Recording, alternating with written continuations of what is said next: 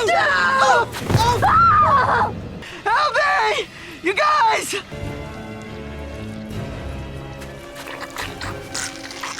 तो कहानी की शुरुआत में हमें एक बीच का सीन दिखाया जाता है जहां कुछ फ्रेंड्स पार्टी कर रहे थे। ये लोग उस पार्टी में अपनी सारी हदें पार कर रहे थे। इनमें से मिच नाम का एक लड़का इन सभी के फोन्स ले लेता है ताकि ये पार्टी पर ध्यान दे, ना कि फोन्स पर। खैर, अब तभी इन्हें उस बीच पर एक अंडे जैसी चीज मिलती है। इनमें से किसी को नहीं पता कि आखिर ये क्या है। ये लोग उसे मजे करते हुए उसे तोड़ने की कोशिश कर रहे थे। ये लोग इसी तरह पार्टी करते हैं। अगली सुबह सभी लोग तो यहाँ से जा चुके थे, लेकिन सिर्फ कुछ फ्रेंड्स सोते हुए रह गए। केली जब बाहर आकर चेक करती है तो उसे वही अंडा दिखाई देता है जो उन्हें रात को मिला था, लेकिन अब वो टूटा हुआ था। उसी वक्त केली की नजर एक बर्ड पर पड़ती है। जैसे ही वो बर्ड सैंड पर बैठा तो वो देखते ही देखते जमीन में समा गया। ये देखकर केली डर गई। उसी वक्त पिकनिक टेबल पर बैठी एक लड़की की आंख खुलती है। केली जल्दी से उसे कहती है कि नीचे पैर मत रखना, लेकिन उसने केली की बातों को सीरियस न लेते हुए पैर नीचे रख दिया और तभी उसे भी वो सैंड निगलने लगी। वो लड़की चिल्लाने लगी। ये देखकर कार में बैठा एक लड़का उसे बचाने के लिए जाता है, लेकिन तभी उसका पैर फिसल गया और वो भी सैंड पर गिर जाता है। वो भी अब बुरी तरह चिल्ला रहा था क्योंकि सैंड उसके शरीर को धीरे धीरे निगल रही थी। ये देखकर कार में बैठे लोग कार स्टार्ट करने की कोशिश करते हैं, लेकिन कार स्टार्ट नहीं होती और फिर देखते ही देखते वो सैंड उन दोनों को निगल जाती है। ये सभी लोग ऐसा नजारा देखकर बुरी तरह हैरान थे। इन सभी को अब अपनी टेंशन थी कि आखिर ये यहाँ से कैसे निकलेंगे, क्योंकि अगर किसी ने भी नीचे पैर रखा तो उसकी मौत होनी पक्की है।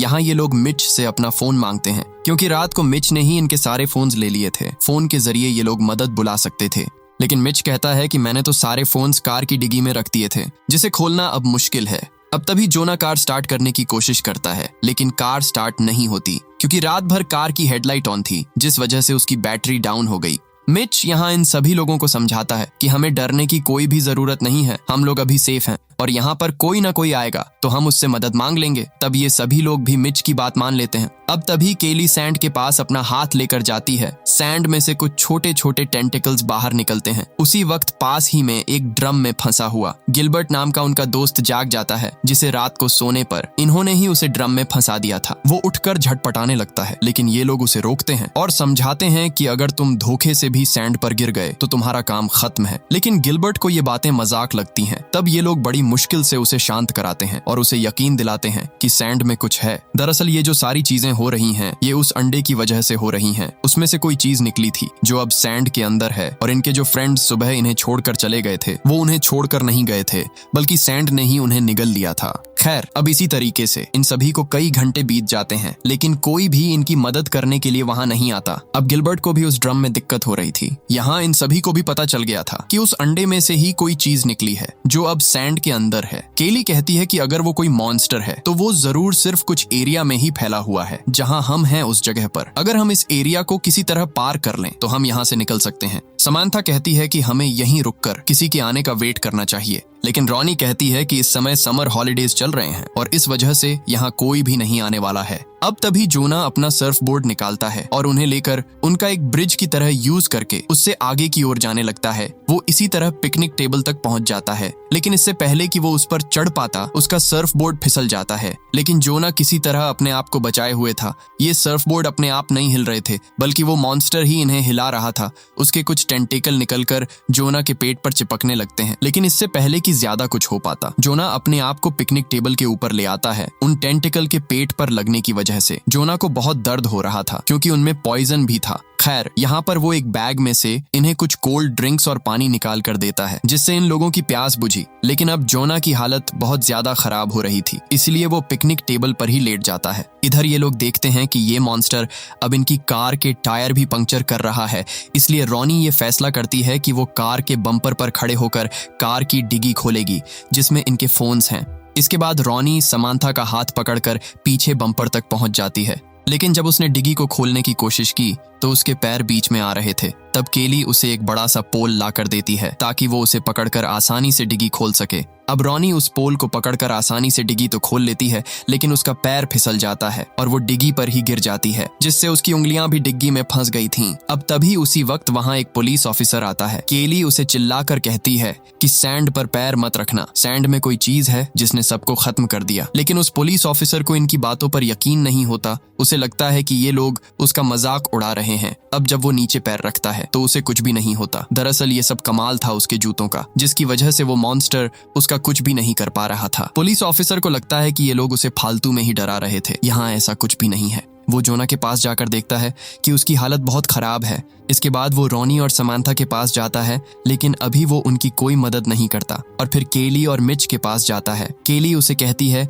कि वो मॉन्स्टर तुम्हारा इसलिए कुछ नहीं कर पा रहा क्योंकि तुमने मोटे जूते पहने हुए हैं। ये सुनकर उस ऑफिसर को लगता है कि ये लोग अभी भी नहीं मान रहे। वो केली और मिच को नीचे आने के लिए कहता है, लेकिन केली मना कर देती है। अब तभी उस ऑफिसर की कार की नीचे गिर जाती है, जिसे वो उठाने के लिए जाता है तो तभी सैंड उसके हाथ को जकड़ लेती है। धीरे धीरे वो मॉन्स्टर उसके हाथ को निगलने लगता है। केली उसे कहती है कि अपने दूसरे हाथ में रखा स्प्रे यूज करो। वो भी ठीक वैसे ही करता है, लेकिन जैसे ही वो हाथ ऊपर उठाता है उसका आधा हाथ सैंड खत्म कर चुकी होती है। और फिर देखते ही देखते वो पुलिस ऑफिसर उस सैंड में समा जाता है। केली उसके पास जाकर उसका स्प्रे उठा लेती है। खैर, इसके बाद मिच इन सब से कहता है कि अगर वो भी अपने पैरों पर कुछ लपेटकर सैंड पर चले तो वो भी आसानी से उस पुलिस ऑफिसर की कार तक पहुंच सकता है। इसके बाद वो समांथा से कार में रखे 2 टॉवल मांगता है। तब समांथा उसे टॉवल दे देती है, लेकिन जब मिच दूसरा टॉवल पकड़ रहा था तो उसे पकड़ने के चक्कर में वो नीचे गिर जाता है, जिससे बहुत ही दर्दनाक तरीके से उसकी भी मौत हो जाती है। अब तक ये लोग और भी काफी ज्यादा डर चुके थे, लेकिन ये इस तरह हाथ पर हाथ रखकर तो नहीं बैठ सकते। केली किसी तरह हिम्मत करती है और बड़ी मुश्किल से छलांग लगाकर गाड़ी तक आ जाती है। इसके बाद समांथा और केली मिलकर सबसे पहले रॉनी के हाथ को डिगी से बाहर निकालती हैं। इसके बाद समांथा और केली मिलकर रेलिंग के टुकड़ों से जोना तक पहुंचने का एक ब्रिज बनाती हैं और फिर उस पर चलते चलते हुए जोना तक पहुंच जाती हैं। लेकिन जब रॉनी आ रही थी तो उसका ध्यान अपने हाथ पर चला जाता है, जिससे डिसबैलेंस होकर वो नीचे गिर जाती है। केली स्प्रे करके उसे बचाने की बहुत कोशिश करती है, लेकिन अब इसका कोई भी फायदा नहीं होता और रॉनी भी मारी जाती है। इसके बाद समांथा अपने पैरों पर टॉवल और बैग लपेटकर कार की तरफ भागती है और उसका ये प्लान काम भी आ जाता है।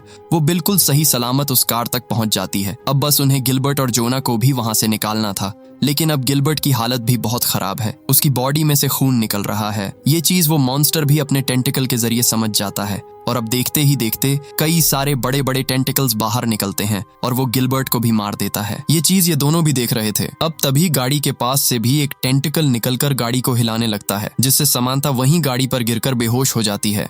खैर, इसके बाद समांथा की आंख सीधे रात को खुलती है। वो जब उस कार के ऊपर चेक करती है तो उसे वहां एक इमरजेंसी राफ्ट मिलती है। जैसे ही उसने उसे नीचे डाला तो वो ऑटोमेटिक ही फूल जाता है। इसके बाद वो उस राफ्ट पर जाती है। फिर केली और समांथा किसी तरह जोना को उठाते हैं और बड़ी मुश्किल से उसे कार के अंदर बैठा देते हैं। लेकिन अब जब केली अंदर जाने वाली होती है तो तभी उस मॉन्स्टर ने अटैक कर दिया। सैंड के अंदर से एक टेंटिकल वहां आता है। केली किसी तरह उससे बचते हुए कार की छत पर चढ़ जाती है। केली देखती है कि कार के पीछे 2 फ्यूल कैन रखे हैं। जब वो उन्हें उठाने जाती है तो मॉन्स्टर उनमें छेद कर देता है, लेकिन अभी एक कैन बची होती है। केली उसे उठाकर उसका पेट्रोल नीचे सैंड पर डाल देती है। इसके बाद वो जल्दी से अपनी पॉकेट में से माचिस निकालती है और उसमें आग लगा देती है। इस आग से उस मॉन्स्टर का एक टेंटिकल भी जलने लगता है। इसी का फायदा उठाकर केली जल्दी से कार के अंदर आ जाती है। हम देखते हैं कि थोड़ी देर बाद ये मॉन्स्टर अटैक करना बंद कर देता है, लेकिन केली को ये देखकर बहुत बुरा लगता है कि पॉइजन की वजह से अब जोना की भी मौत हो गई है। ये चीज इन दोनों को अंदर से तोड़ देती है, लेकिन थोड़ी देर तक उस कार में रहने के बाद इन दोनों की आंख लग जाती है। अगली सुबह एक आदमी इनकी कार की विंडो पर नॉक करके इन्हें जगाता है। केली ये देखकर हैरान होती है कि आखिर ये आदमी सैंड पर सही सलामत कैसे खड़ा है। इसके बाद केली जब खुद भी नीचे पैर रखती है तो उसे भी कुछ नहीं होता। केली समांथा को भी आने के लिए कहती है। समांथा भी जब पैर रखती है तो उसे भी कुछ नहीं होता। इन दोनों को लगता है कि शायद अब वो मॉन्स्टर जा चुका है। फिर ये दोनों वहां से जाने लगती हैं। इधर दूसरी तरफ हम उस मॉन्स्टर को देखते हैं जो पानी के रास्ते अब किसी दूसरे बीच की ओर जा रहा था, जहां वो फिर अपना आतंक मचाएगा। और इसी के साथ ये मूवी यहीं खत्म